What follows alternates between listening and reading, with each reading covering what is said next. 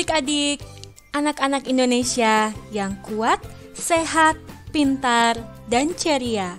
Senang sekali kita bisa bertemu kembali di video ini ya. Oh ya, sebelumnya kakak mau tanya, siapa yang suka bantu mama bikin kue? Wah, pasti adik-adik ini senang bantu mama bikin kue kan? Karena seru. Dan pastinya kue buatan mama adalah yang paling enak, ya kan? Nah, di video ini kita mau membahas tentang sains di balik pembuatan kue. Kenapa kue bisa mengembang? Yuk, kita segera cari tahu.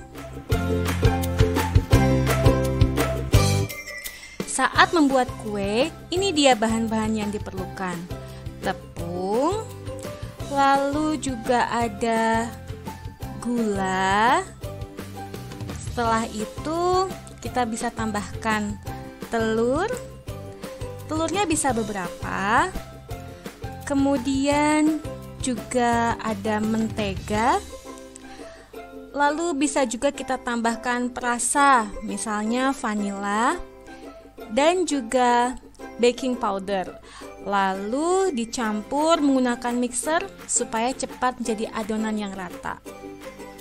Kemudian kita tuangkan ke loyangnya atau pencetaknya untuk selanjutnya dimasukkan ke dalam oven.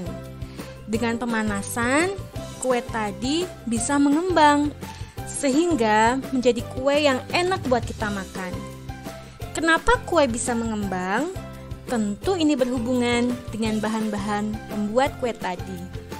Yuk kita bahas satu persatu. Yang pertama adalah tepung.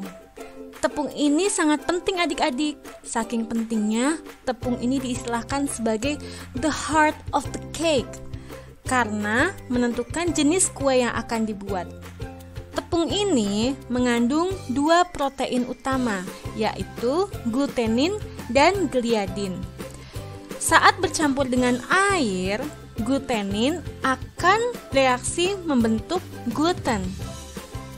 Gluten ini yang akhirnya berperan dalam menentukan struktur dari kue karena termasuk ke dalam stretchy protein. Jadi memiliki elastisitas yang tinggi. Kalau dipanaskan, dia yang bisa menentukan apakah si kue akan mengembang atau tidak. Jadi, untuk membuat kue tidak bisa pakai sembarang tepung karena setiap jenis tepung mempunyai kandungan gluten yang berbeda. Tepung kue mengandung gluten paling sedikit dibandingkan tepung serbaguna dan tepung roti. Makanya, untuk membuat roti dengan tekstur yang lembut dan empuk, perlu digunakan tepung roti yang memiliki kandungan gluten yang tinggi. Jadi tepung sangat mempengaruhi kekuatan dan elastisitas dari kue.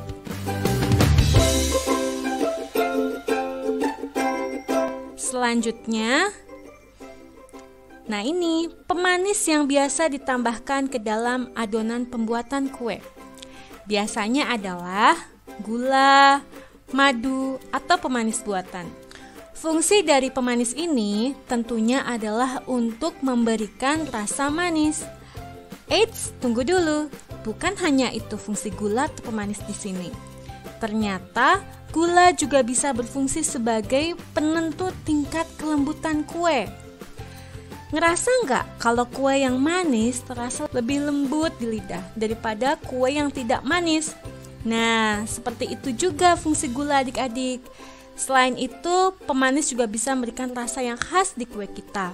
Misalnya gula putih, gula merah, atau madu sama-sama manis, tapi rasanya berbeda kan, walau sama-sama enak. Selanjutnya, telur.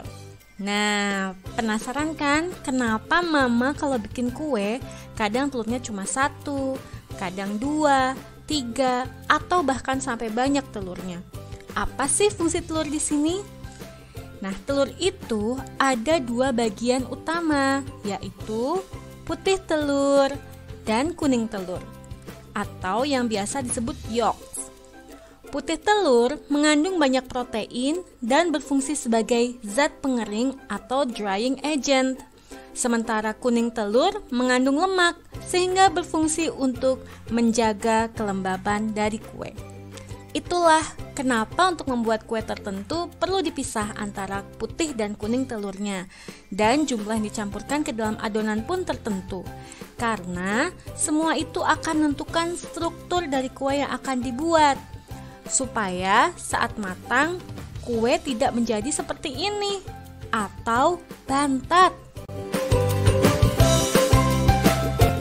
Berikutnya adalah sumber lemak. Untuk membuat kue, lemak yang biasa dipakai adalah margarin dan mentega. Nah, apa sih bedanya margarin dan mentega itu? Margarin berasal dari sumber lemak nabati atau tumbuhan adik-adik. Misalnya hasil hidrogenasi dari minyak kelapa sawit. Sedangkan mentega berasal dari olahan susu yang merupakan sumber lemak hewani dan protein, sehingga tekstur lebih lembut, warna lebih pucat, dan rasa juga lebih khas atau gurih. Fungsi penambahan lemak ini adalah untuk menjaga agar tekstur kue lebih empuk dan juga lembab.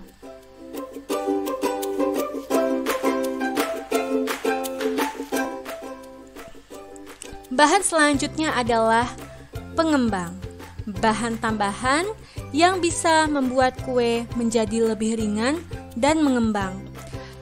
Bahan pengembang yang biasa digunakan adalah baking soda dan juga baking powder yang mengandung natrium bikarbonat atau NaHCO3. Bedanya, kalau baking powder selain mengandung natrium bikarbonat juga mengandung asam agar daya kembangnya lebih besar lagi. Lalu, zat pengembang lainnya adalah ragi. Jadi, penggunaan zat pengembang ini berbeda-beda tergantung dari kue yang akan dibuat. Tapi, pada prinsipnya sama, yaitu zat ini akan menghasilkan gas karbon dioksida atau CO2 saat bercampur dengan air dan dipanaskan. Gas tersebut akan membuat rongga dalam kue dan akan terus mengembang. Dengan adanya gluten pada tepung yang membuat adonan kue elastis, kue akan terus mengembang sampai tepung sudah hilang elastisitasnya dan ukuran juga bentuk kue sudah tidak berubah lagi. Tak lama lagi, kue pun matang. Nah, demikian adik-adik pembahasan kali ini tentang kenapa kue bisa mengembang. Semoga ada manfaatnya ya. Terima kasih. Salam semangat semuanya. Silakan bagikan info ini pada teman-temanmu agar mereka juga semakin tahu. Sampai jumpa.